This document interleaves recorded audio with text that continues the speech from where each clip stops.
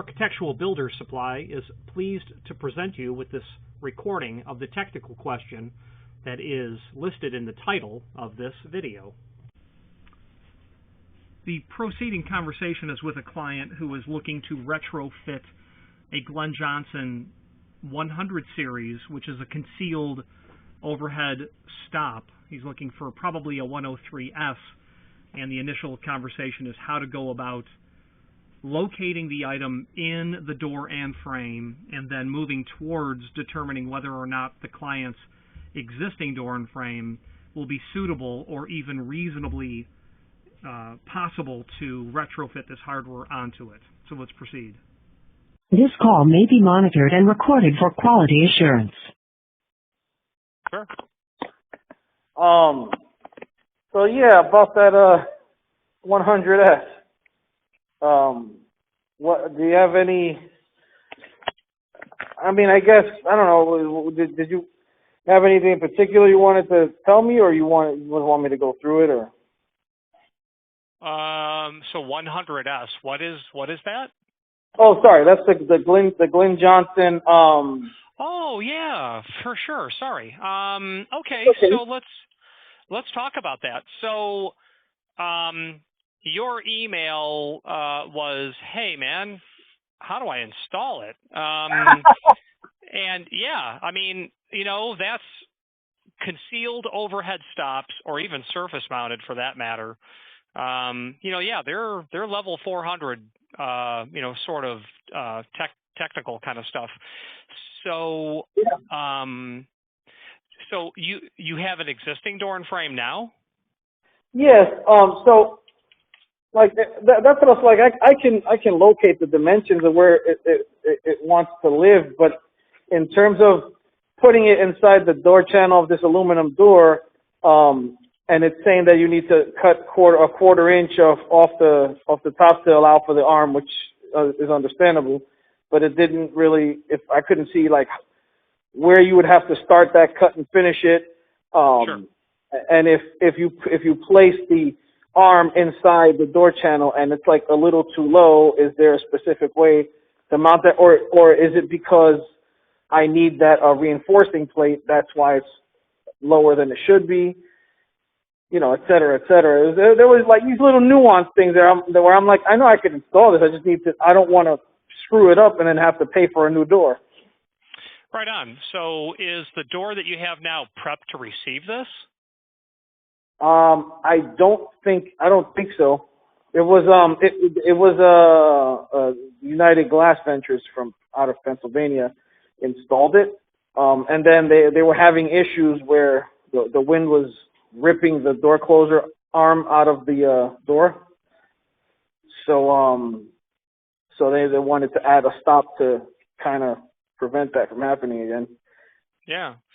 Well, it's definitely the right equipment for doing the job. So the issue, of course, is going to be the challenge of physically modifying the door to receive this. If you have an inverted top channel in your aluminum door, or however that construction is, or a tube, you're going to need to prep that to take a couple of mounting tabs to get that stuff basically installed.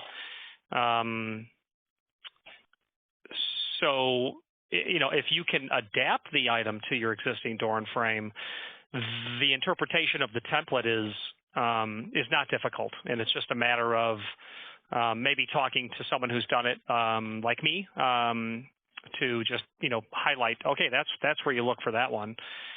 But right. Yeah, so the just in general, because you're probably not staring at the template like I am, where you place that thing in the top of the door is determined by the table that you use when you know your degree of hold open or stop, whatever it is. And that's going to be a particular value from that table. And that's where the cut starts. And that cut is basically a giant rectangle that the thing has to sit in. Mm-hmm. And then the other dimension is, where do you start the cut, as you said earlier, for the arm to be accommodated on the face of the door, which, of course, you would never see that cut when the door is closed. Right.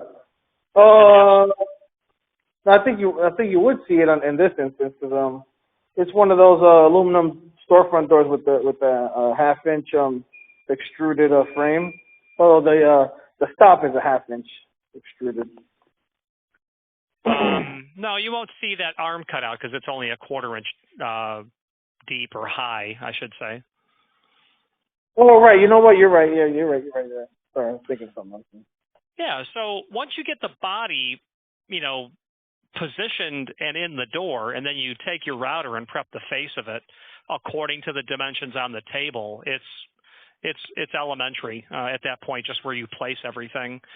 The bigger challenge, frankly, will be getting the tabs or however to the door in such a way that you can retrofit an existing aluminum door and frame to the point where it will do its job, meaning a severe wind event rams the door open and the thing survives. Exactly. And the other question I had was, there's only two. It seems like there's only 2 screw holes where that gets mounted into the door. Is that correct? Probably, yeah. At either end of the channel, be mindful that those are large bolts. And they're, they would be in shear as well when it went into its action. So those things are, Oh, okay. It won't be the fasteners that'll break. That's for sure. Gotcha. And with regard to mortising in the frame bracket. Yes, sir. So I just have to mortise that in and get. So that's the actual question of the. So is there a part for that 3/16 inch thick by 12 inch long reinforcing steel? I'm not aware of anyone who makes a prefabbed mounting bracket for that. It's basically the piece of steel that you've mentioned that has a couple of offsets in it that they've put into a press brake and bent it in that fashion, and then it's all drilled and tapped. I don't know of anyone who makes those. If anyone does, indeed. Well, so that's just like an example. Nobody really makes it. Just telling you that's what you need to reinforce it. Yes, definitely. They are saying the reinforcement that you need there, and they're giving you guidance in terms of what they'd like to see, the way the factory tested it, and you would drill and tap at that point. Oh, okay. I assumed incorrectly, I guess, that they have a part number for that. You would think that's what they would sell. I hear you, but the people who are making the doors and frames, they're fabbing those parts in their shops. So. And that's probably why I've never really had to install it. Usually the door companies are kind of just putting that in there. The second part of that is, you're on the wild frontier. These are not retrofitted in the field. What people will do is add a surface mount, but not a concealed mount. And then this customer is such a pain in the ass that they don't want surface mount. They want everything hidden as much as possible. And it's also likely that a surface mount would never fit to begin with. The soffit may not be wide enough. There's a door closer installed, the whole 9 yards. Yeah, I'm sure. Okay. So, like you said, I'm on the wild frontier on this one then. You are.